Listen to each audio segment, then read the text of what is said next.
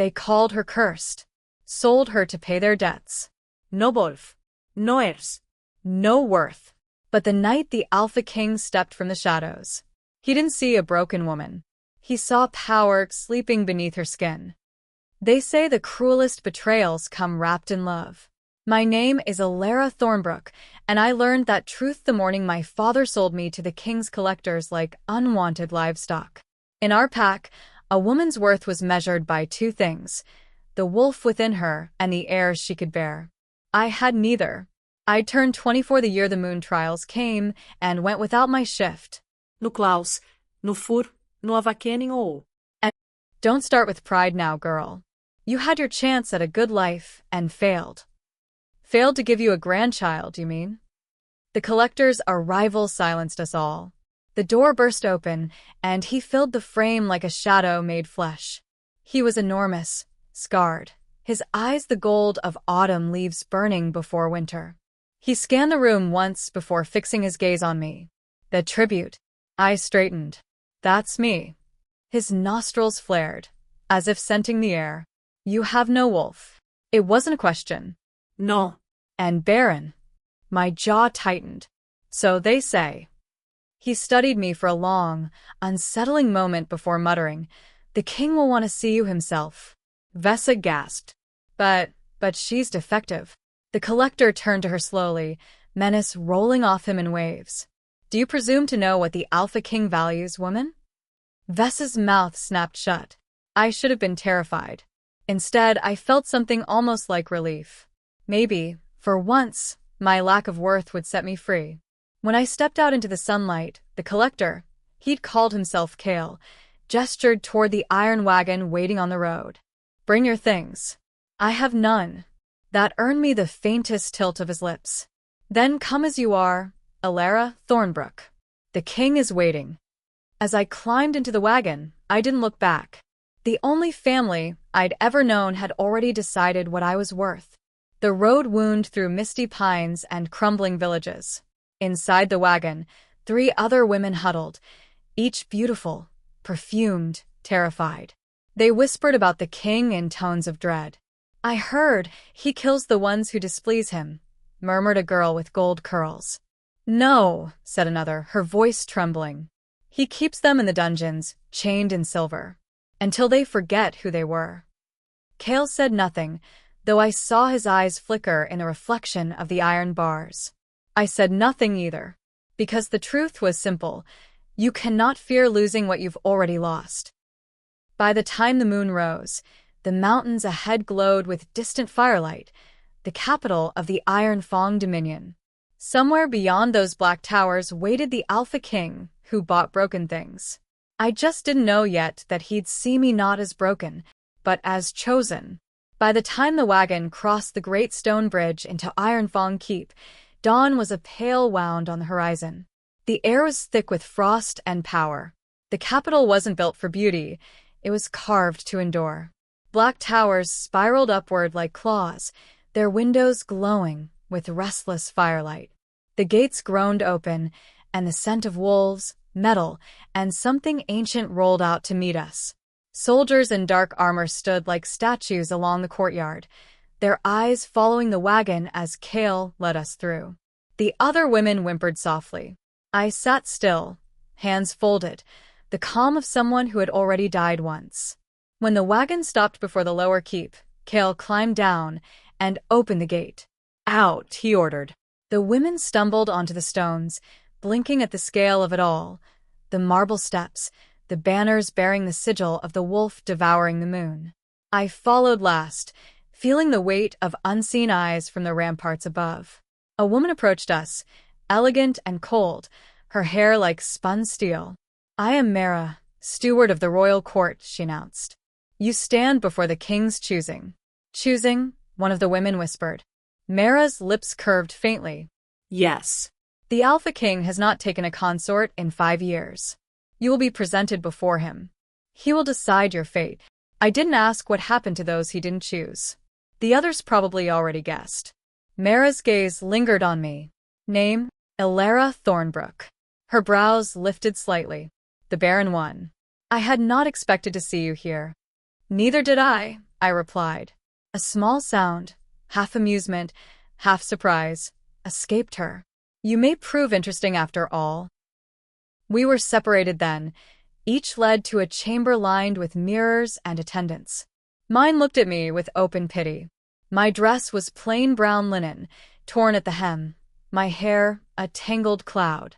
The others were given silks, jewels, and painted faces. I was left as I was. You won't dress me? I asked. The attendant avoided my eyes. The steward said, the king prefers truth. Truth. I almost laughed. Truth was that I was a barren wolfless woman sold for silver. There was no truth more humiliating than that. When the horn sounded from the great hall, I followed the others through torchlit corridors until the sound of 1,000 murmuring voices reached us. The choosing ceremony had begun. The hall was a cathedral of shadows, columns carved from obsidian, chandeliers dripping with silver flame. At the far end, upon a dais shaped like a claw, sat the Alpha King. He was nothing like I'd imagined. Stories had painted him as monstrous, a brute who drank blood and burned villages for amusement. Instead, he looked carved from the same black stone as his throne, hard, beautiful, dangerous. His hair was dark as midnight, his eyes glacial silver threaded with veins of gold. They flicked over each woman as she was presented, impassive, until they reached me. He stilled. Name, he said, voice low, carrying through the hall like a growl disguised as silk. Elara Thornbrook. The nobles whispered. I caught fragments. Barren defect insult. The king rose slowly, descending from the dais with the measured grace of a predator. Step forward, he commanded. I obeyed. My heart thundered, but I refused to lower my gaze. If this was to be my end, I would at least face it standing. You have no wolf, he said when he stopped before me. No. And no heirs. No, Hirapa. You must be disappointed. The faintest curve touched his lips, though it wasn't a smile. Disappointed? No. Intrigued. He circled me once, studying, not as a man studies a woman, but as a king studies a mystery. Do you know why the barren are feared more than the fertile? I blinked. Because we fail to continue the bloodline? No, he said softly, stopping behind me. Because those who cannot bear new life sometimes hold the power to end it. A chill traced my spine. His breath was warm against my ear when he spoke again. Tell me, Elara Thornbrook, do you fear me? No. Why not? Because I've already lost everything you could take. He stepped into view again, silver eyes burning with something unreadable. Then perhaps you've nothing left to lose, and everything to become. He turned to the hall, voice suddenly booming like thunder. The rest may leave. My choice is made. Gasps rippled through the crowd. Mara's eyes widened. Your Majesty, you can't mean... I can, he said. And I do. The barren one will remain. Guards ushered the others away as murmurs filled the air. Scandal, outrage, disbelief. When the great doors slammed shut, leaving only the echo of their whispers, the king looked at me again. You are not here by chance, he said quietly. The blood in your veins is older than you realize. I'm a miner's daughter, I said. You are something far rarer. He turned toward the towering doors behind the throne, their surfaces etched with shifting silver sigils that seemed to move when you weren't looking. Come, he commanded. It's time you learned why the King of Wolves would choose the woman the world calls worthless. And though every instinct screamed to run, I followed him, because some part of me already knew. This wasn't the end of my story. It was the beginning. The doors behind the throne opened with a low groan that vibrated through the floor. Cold air spilled out, carrying the scent of rain and something older. Ozone, iron, and memory.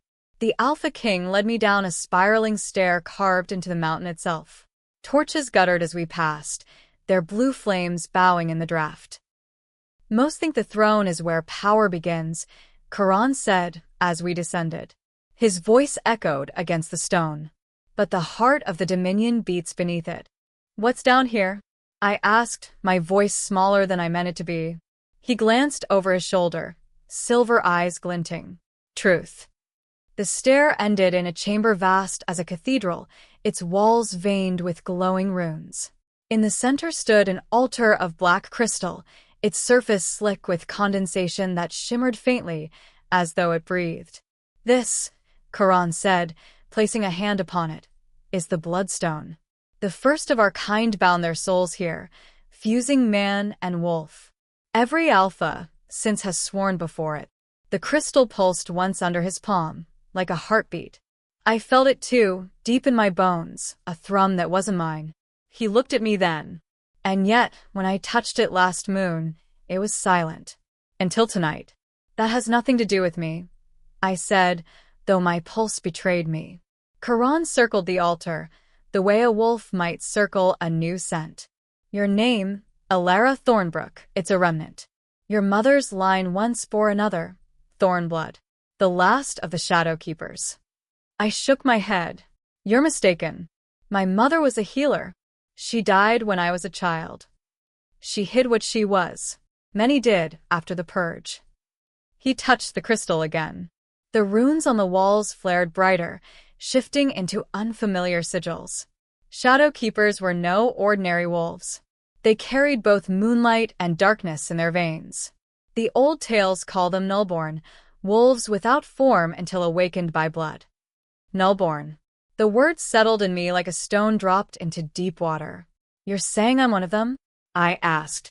I'm saying your wolf was never lost, Korran replied. Only sleeping. I wanted to laugh. Instead, I stepped closer to the Bloodstone. The air hummed against my skin. Then why call me Barren? Because power that great demands balance, he said. The old magic took fertility as its price. The keepers could never bear children, lest their power consume them. My breath caught. For a moment, the world tilted. Every cruel whisper, every rejection, every prayer unanswered by the moon goddess suddenly fitting into a pattern I had never known existed. Korran's gaze softened slightly. You are condemned for what you could not change. But that same curse may save us all.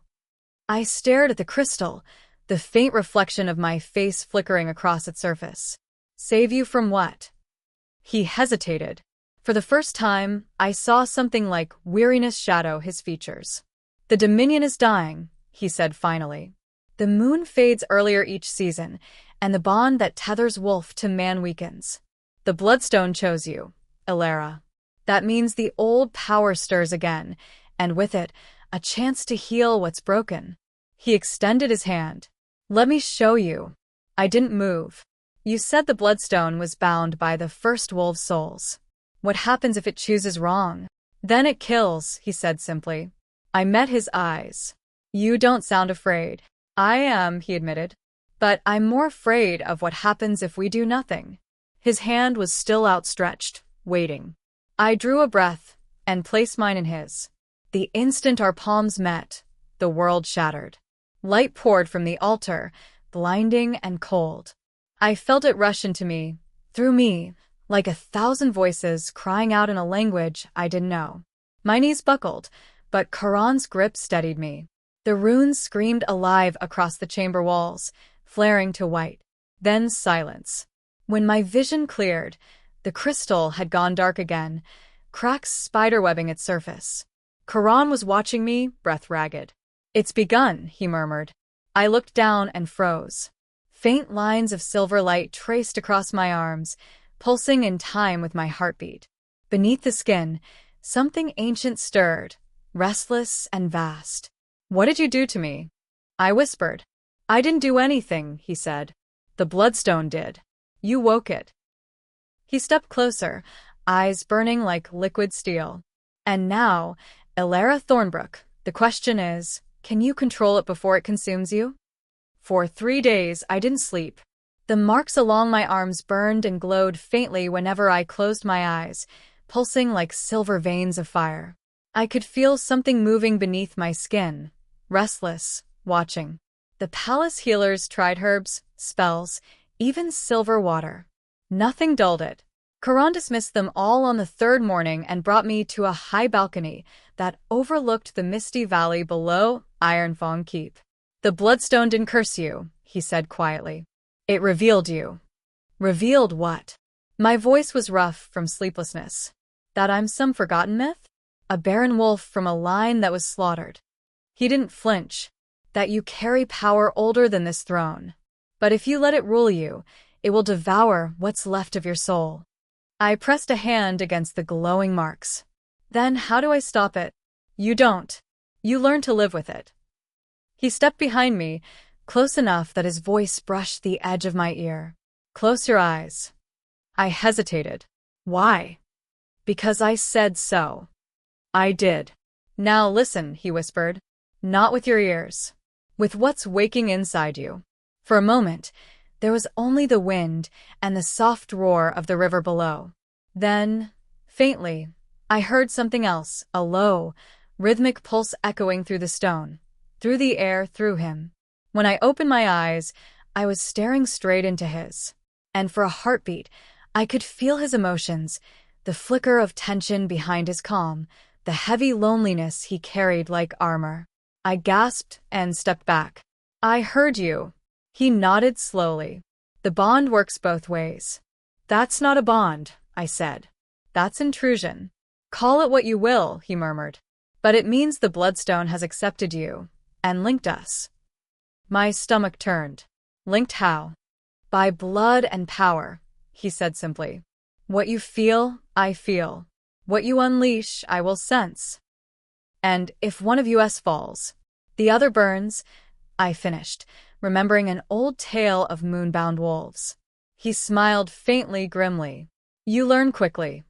That night, I wandered the empty corridors of the keep, restless. Every torch flicker whispered at the edge of my senses. Every heartbeat of a guard below thrummed faintly in my ears. The power inside me wanted out. I found the training yard deserted except for Kale, the scarred collector who had brought me here. He was sharpening a blade under the moonlight. Can't sleep? He asked without looking up. Can't stop burning, I replied. He finally met my gaze.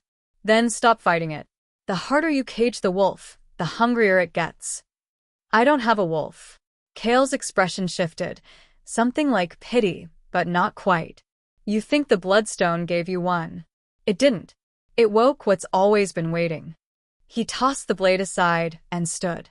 Show me. I don't know how. You will, he said, stepping closer. Close your eyes and call what's inside.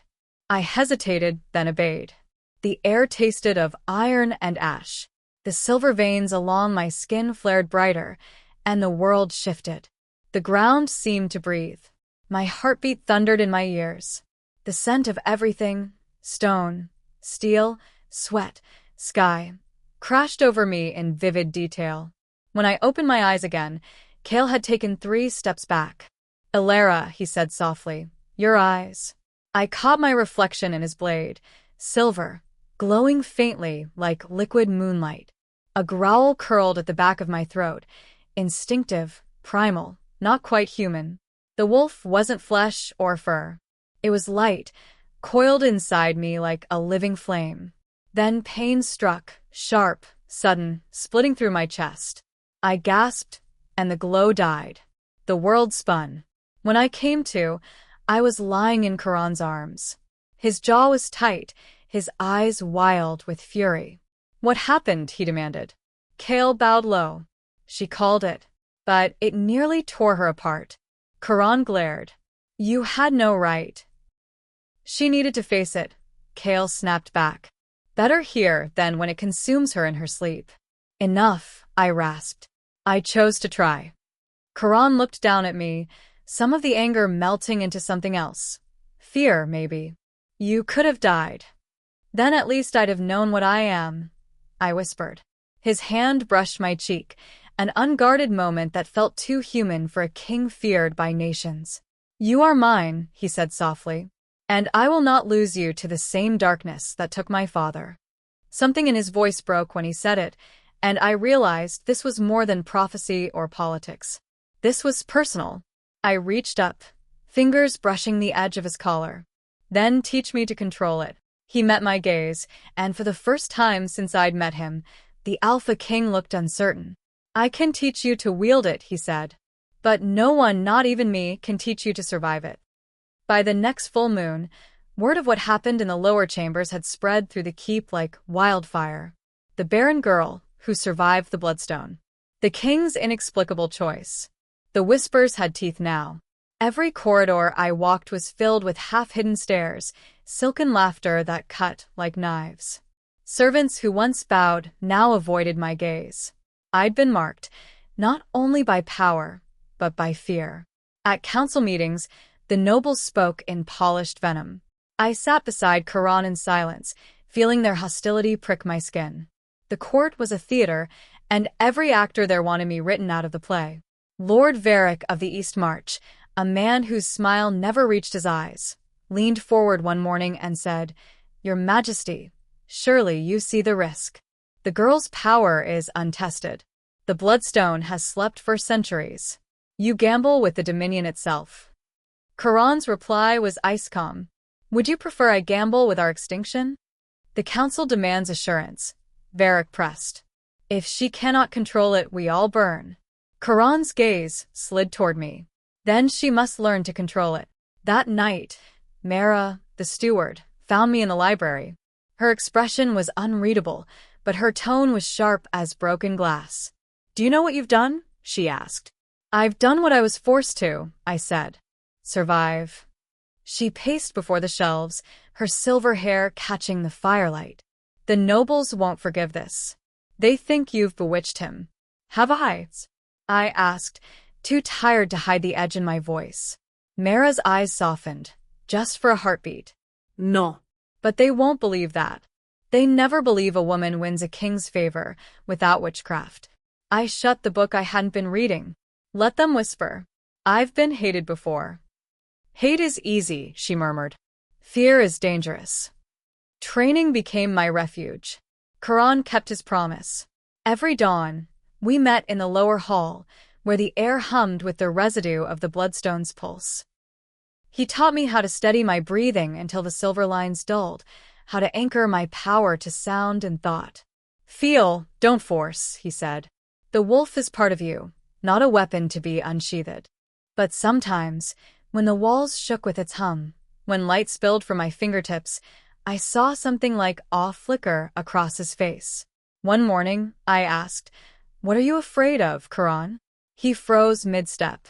"Why do you think I'm afraid?" "Because you watch me like you're waiting for me to disappear." He turned away, jaw tight. "Because I am." Before I could answer, the alarm bells rang. We reached the great hall just as the guards dragged in a man cloaked in red. His wrists bled silver, proof he was wolf-born. Varric followed behind, smug and composed. "Caught him in the northern watchtower," he announced. "A messenger from the Crescent Rebellion. Carrying this." He tossed a scroll onto the marble floor. Korran unrolled it.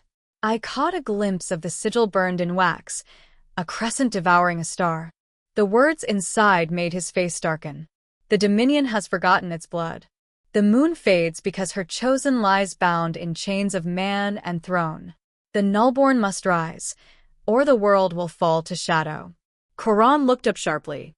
"Who told you of the nullborn?" The prisoner lifted his head.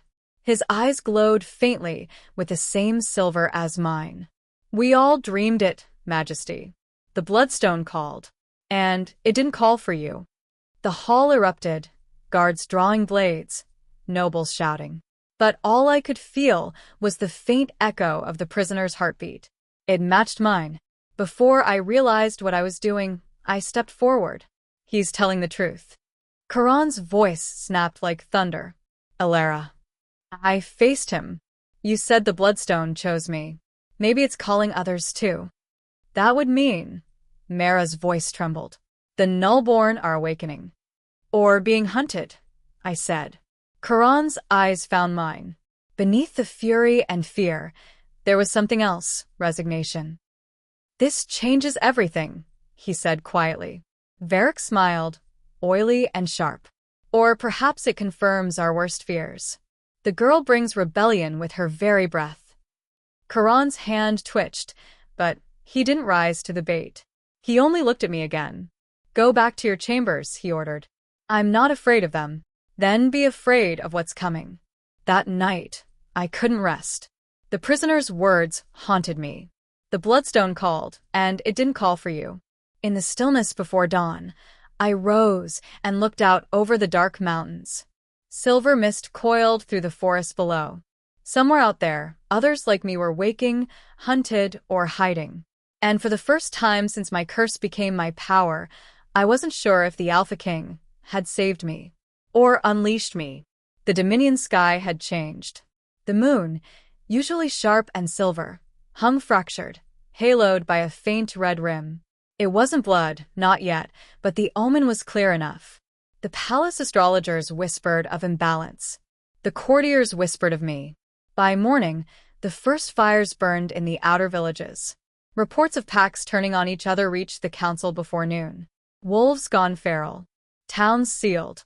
A rebellion moving under the name of the Crescent. I hadn't seen Korran since the night of the prisoner's capture. When Mara came for me, her expression told me something had shifted. The king wants you in the war room, she said. And be careful what you say. The council's patience has teeth. The war room was all steel and stone, its walls hung with banners blackened from past wars. Around the table stood every noble of rank, Varric among them, smug as ever. Korran was there too, his presence enough to quiet the room the moment I entered. His eyes caught mine, unreadable. Varric didn't waste time. The rebellion spreads faster than we anticipated. Their leader calls himself the Crescent Wolf. He claims to carry the true blessing of the Bloodstone. That this woman. He gestured to me like I was a weapon he wanted to dismantle, is the harbinger of our ruin. Murmurs rose. Korran's voice cut through them. They twist prophecy for power. That's what rebels do. And yet, Varric said smoothly, every night since her awakening, the moon bleeds a little more.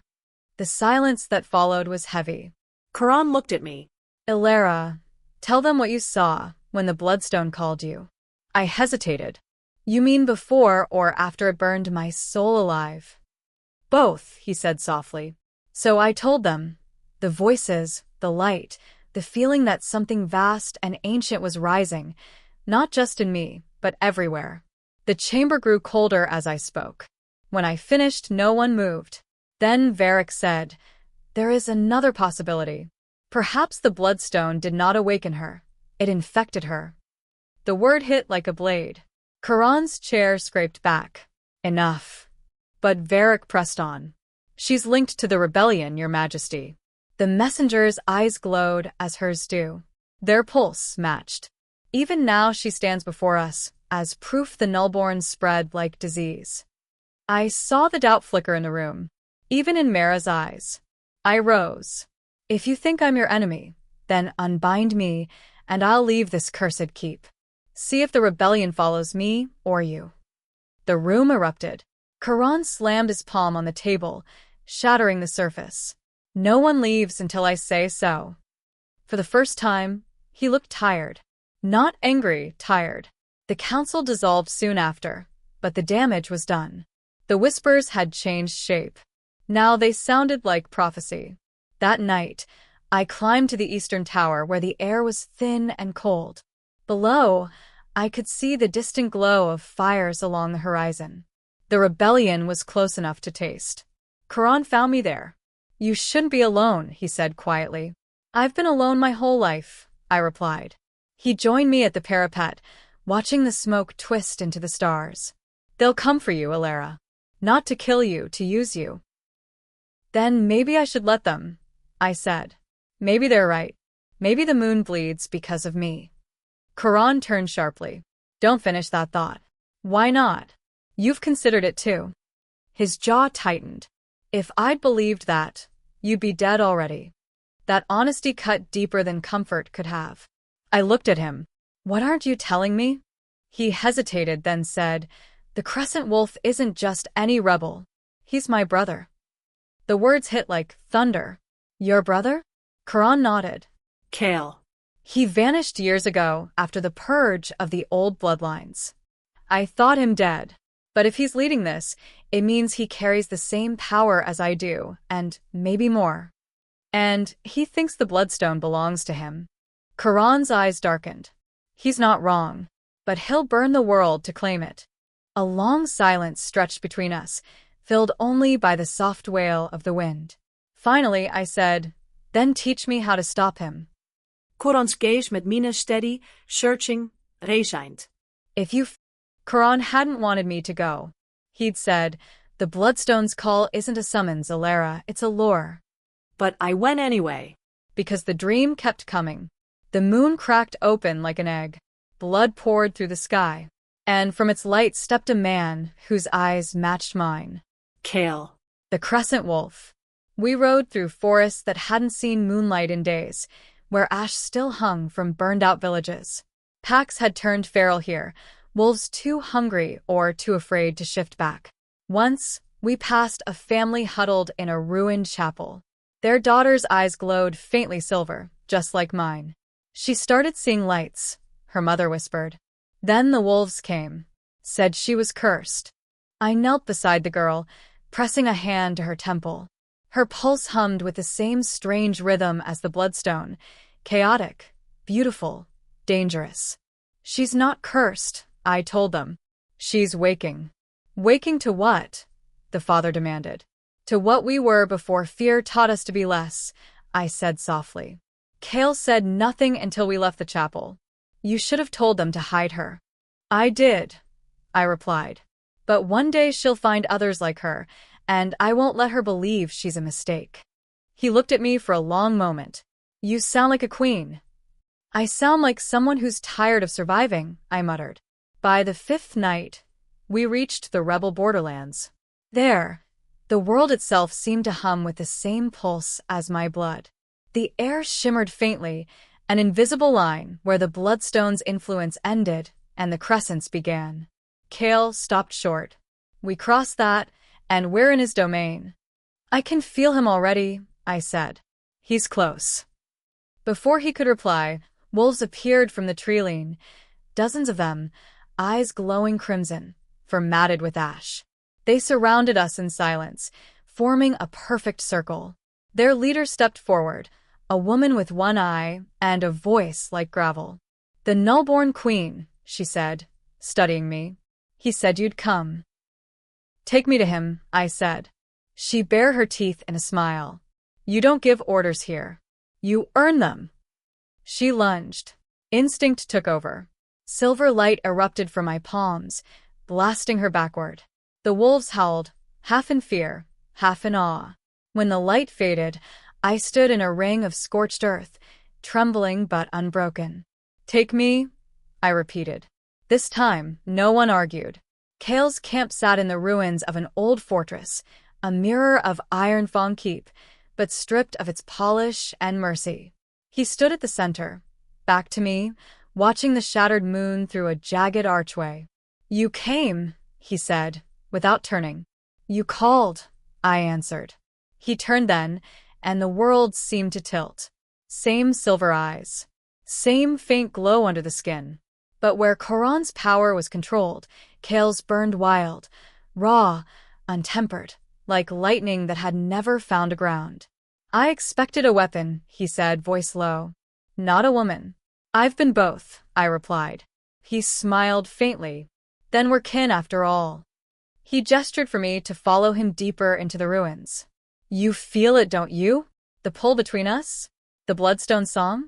It wasn't meant for one, it was meant for many. The packs tried to bury our kind. They forgot that power always finds its way back." "You're starting a war," I said. "You'll burn the Dominion." "I'm freeing it," he corrected. "The wolves forgot what they were before crowns and councils." "You think Korran rules them for their sake?" "He rules them because he fears what happens when they remember." His words were too calm, too sure. I shook my head. "He's trying to hold the kingdom together." Kale's smile was soft, almost pitying. "He's trying to hold me back.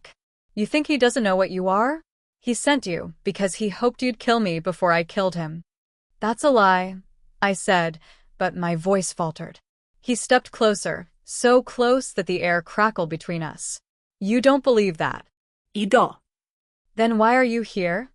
I didn't have an answer. He reached out, fingers brushing the silver scars along my wrist. The bloodstone binds us, sister. It's not a weapon, it's a bridge. Every Nullborn shares it.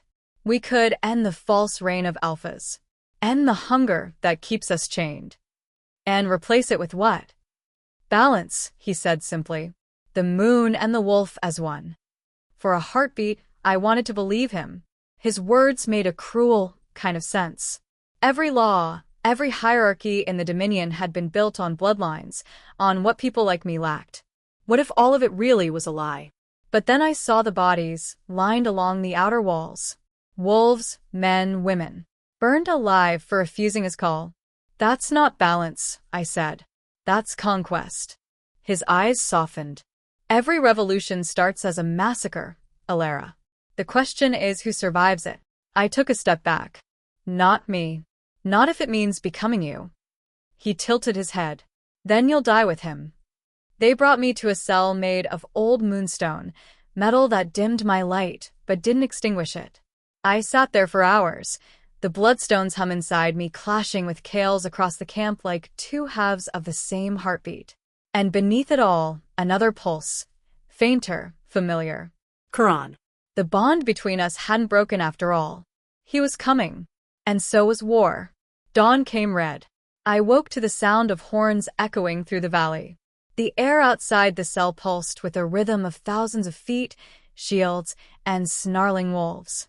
Kale's voice was in my ear before my eyes even focused. He's here. Korran's army crossed the river at first light. He cut the moonstone bars with a shard of his own blade. We haven't got time for speeches. Outside, Kale's fortress was chaos. Wolves arming, banners snapping, the cracked moon glaring down like an open wound. I could feel Korran's presence drawing nearer, every heartbeat of his soldiers pounding against the same invisible tether that linked us. Don't look at the field, Kale warned. Look for the heart of it. The heart was where the bloodstone's pulse was strongest, deep beneath the ruins, in the catacombs Kale had hollowed into a temple. I ran toward it, silver fire sparking under my skin. The first clash hit like a storm breaking the world. Eieren met klauw, spel met hal. The smell of blood and smoke blurred everything into colorless noise.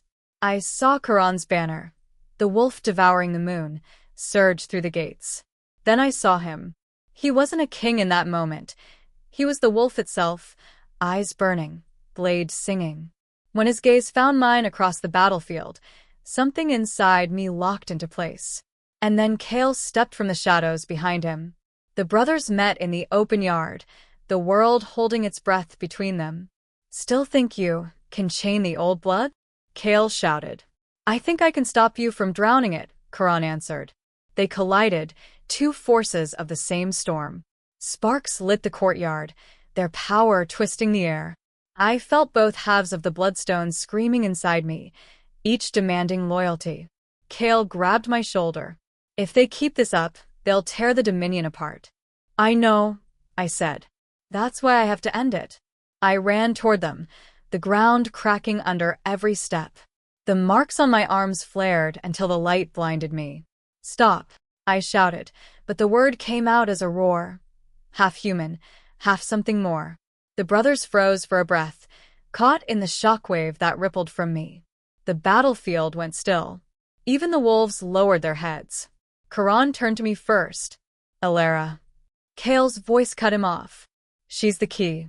The bloodstone's balance. He lunged toward me, reaching for my hand. Korran moved the same instant. Their blades met across my chest, the impact sending fire through the bond. The pain was white and endless. I felt both of them, every thought, every regret. The bloodstone answered. Light exploded from the ground, a pillar stretching to the wounded moon. It burned through armor, through stone, through history. The power wasn't choosing, it was cleansing. Kale screamed, the sound torn between fury and awe. You can't stop it, sister. This is what we are. No, I said, and stepped between them. This is what we were. I reached for both of their hands and forced the power inward. The light collapsed, folding into my chest, then spreading outward in a single pulse that rolled across the valley like thunder. When the glare faded, the armies were gone, scattered, unconscious, alive. The moon was whole again, silver and calm. Kale lay on the ground, breathing shallowly, his eyes no longer glowing. Korran knelt beside him, silent. He looked up at me. "What did you do?" "I gave it back," I whispered. "The bloodstone was never meant to belong to one of us. It belonged to all." The silver lines along my arms dimmed, leaving faint scars. The hum inside me was gone, quiet at last. Kale reached for me weakly. "You broke the curse." "No," I said. "I ended it." He smiled once, peaceful, almost boyish, then closed his eyes. His chest rose and fell no more. Korran bowed his head. "He'll haunt me forever." "Then remember him," I said softly. "Remember what power costs." Weeks later, the fires were out. The Dominion rebuilt in cautious silence. The people called me many things, witch, savior, queen, but I didn't claim any title. On the night of the new moon, I stood again on the balcony where it all began. Korran joined me, the wind tugging at his cloak. "The packs are uniting," he said. "They listen to you. They listen to the truth." I corrected. "The bloodstone's gone. They have to learn to live without it." He smiled faintly. "And you?" "I'll find the others who woke. The girl in the chapel. The ones the world still calls cursed." He reached out, brushing a strand of hair from my face. "And if I asked you to stay?" I looked at him, the man who'd once been my captor and had become something far more complicated. "Then I'd ask you to come with me." He laughed softly. "A king abandoning his throne? Maybe it's time the throne abandoned its king." He didn't answer right away. Then he said, "You never did like cages."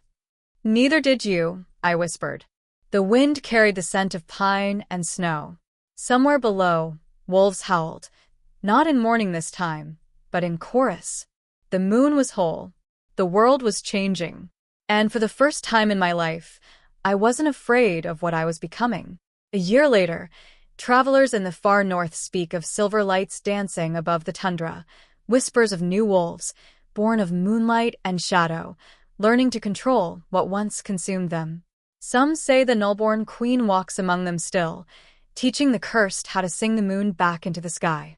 From betrayal to blood, from curse to power, Elara's story isn't just about survival, it's about becoming the thing the world said she could never be. If you crave stories where love and darkness collide, where power is earned, not given, and where every broken soul finds its fire, hit subscribe and step into the next realm with us. Because in this world, every ending is just another beginning.